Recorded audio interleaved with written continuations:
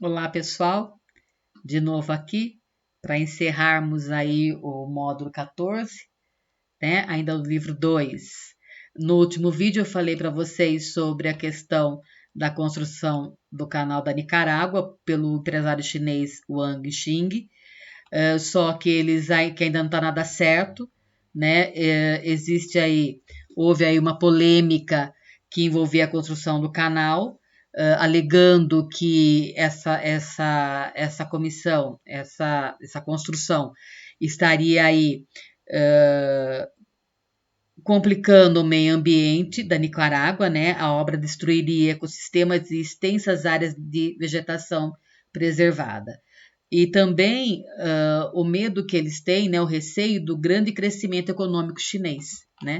Então aqui ele fala, ele dá um exemplo, né, de como seria o canal da Nicarágua, o perfil longitudinal, alternativa dos níveis rota 3, então você liga Pacífico com Atlântico, tá vendo? Só que olha essa área verde aqui, ficaria totalmente destruída. É isso que eles não querem, né? Que eles acham que é muita coisa para poder ter pouco retorno, na verdade, para Nicarágua. Cuba, né? Como eu falei para vocês,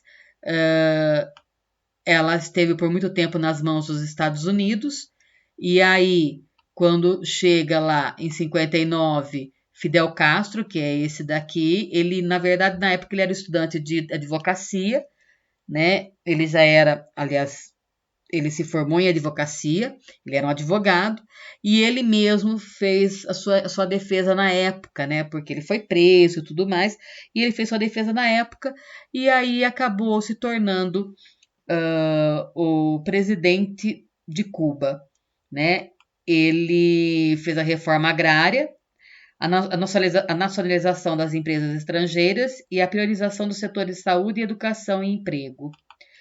O rompimento de relações com os Estados Unidos e o embargo econômico imposto em 62 por esse país fizeram com que o período da Guerra Fria, as relações dos países caribenhos com a União Soviética se estreitasse ainda mais, porque eles tinham que ter recursos para poder sobreviver, né, gente? Com o fim da União Soviética, Cuba perdeu não somente seu grande parceiro comercial, mas também a ajuda financeira que receberia daquele país. A economia cubana sofreu um grande abalo e a qualidade de vida da população foi afetada. Milhares de cubanos começaram a deixar o país utilizando embarcações precárias em busca de refúgios em países circunvizinhos. Esses imigrantes ficaram conhecidos como balseiros. Inclusive, muitas pessoas morreram nesse trajeto, viu, pessoal? Não foi tão simples assim.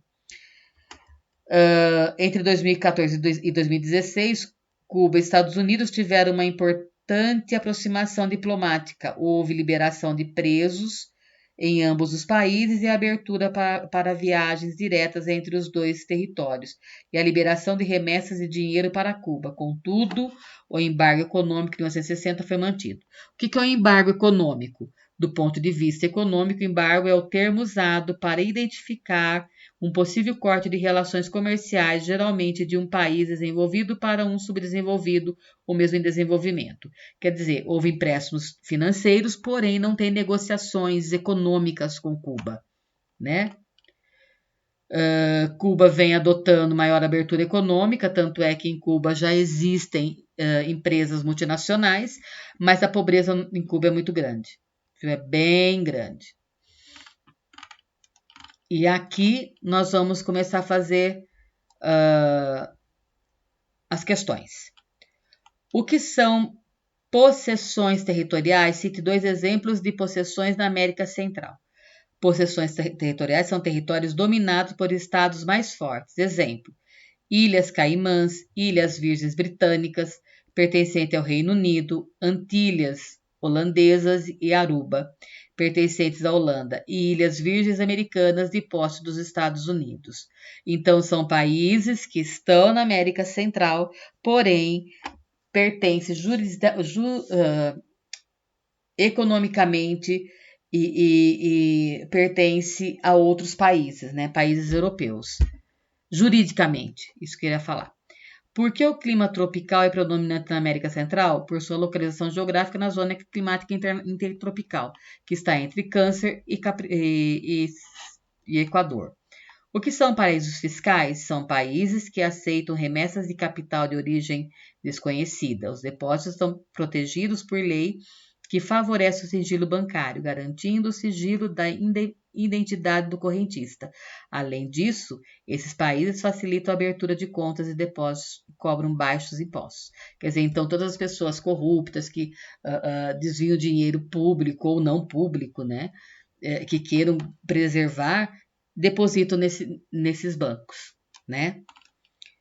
Sobre a ocorrência de furacões na região da América Central, respondo. Como se formam os furacões?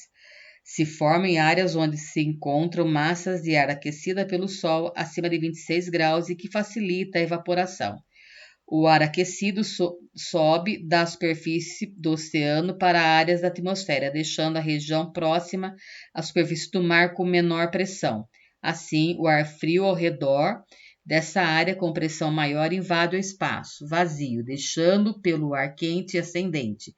Esse ar frio acaba se aquecendo e faz o mesmo movimento, sobe para a atmosfera em movimentos circulares, né?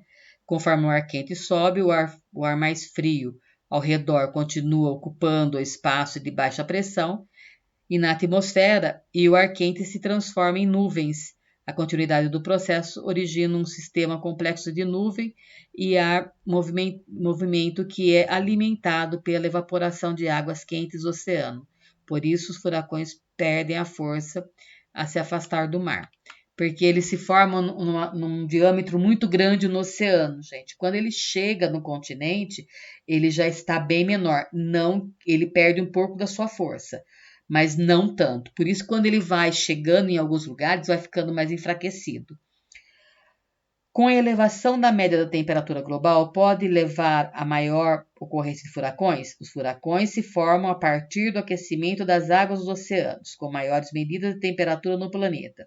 As chances do oceano se aquecer acima de 26 graus tornam-se maiores, aumentando a chance de ocorrência do fenômeno. Então, existem alguns meteorologistas que afirmam que existe muita probabilidade que exista uma grande incidência a partir daí de furacões, né, de tufões, tudo mais. O número de servidores de internet é uma forma de quantificar os usuários de um país conectado à rede. Analise o gráfico abaixo e estabeleça uma relação entre eles e a história recente de Cuba. Então, aqui, Cuba, número de servidores de internet, 2010, 2012. Né? Então, você vem numa crescente e vai se estabilizando. Nos últimos anos, vem crescendo o número de servidores em Cuba, o que sugere maior número de cubanos conectados à internet. Esse fato está relacionado à abertura econômica do país, que permite maior entrada de capital estrangeiro e também de acessões feitas pelos Estados Unidos concessões feitas em relação aos embargos econômicos. O embargo dificultava e até mesmo impedia que as empresas que operassem nos Estados Unidos e em outros países investissem em Cuba. Aqui, o Haiti é um dos países mais pobres do mundo e apresenta uma gama de problemas sociais, ambientais e econômicos, que foi agravada por um grande terremoto que assolou o país em 2010. Segundo a charge, que problemas verificados no Haiti continuam sendo enfrentados pela população após a tragédia? Pobreza e falta de infraestrutura. É como se nada tivesse acontecido, né, gente? Como se tivesse acontecido ontem, na verdade. O canal do Panamá foi construído para dinamizar o comércio mundial, reduzindo milhares de quilômetros e dias de viagem ao redor do continente americano. Sobre esse canal, é correto afirmar que 1. Foi concluído pelos Estados Unidos e ainda hoje é controlado por esse país. 2. A obra foi iniciada por uma companhia francesa que faliu. 3. Liga os oceanos Atlântico e Índico. 4. É uma importante fonte de renda do governo panamenho. Então, aqui, a correta é a 2 e a 4. Por quê? porque foi concluído pelos Estados Unidos, né? Mas já foi devolvido para os panamenhos. Liga o Oceano Atlântico com o Oceano Pacífico, não o Oceano Índico, tá, gente? Então a resposta aqui é a E. Concluímos o livro 2, tá? E no próximo vídeo que nós nos encontrarmos, falaremos aí do livro 3. Tá bom, pessoal? Ficou um pouco corrido, eu não sei se ficou bom para vocês. Faça um comentário do que vocês acharam, tá? Espero que vocês tenham entendido. Um beijo grande, muito obrigada. Até o próximo. Tchau.